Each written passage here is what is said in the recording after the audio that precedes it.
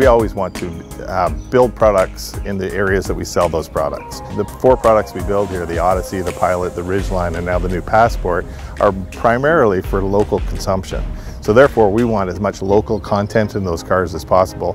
And because of that, we're really proud to have so many cars in the top 10 of your list. So it's been a great focus point for us to make sure that we provide cars that are built locally with local content.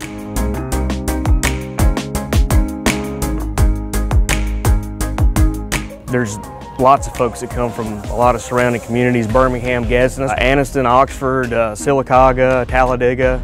I mean, this whole area, I think, has really grown with Honda being here. I know we have as a community as well, and we're glad to do it with them.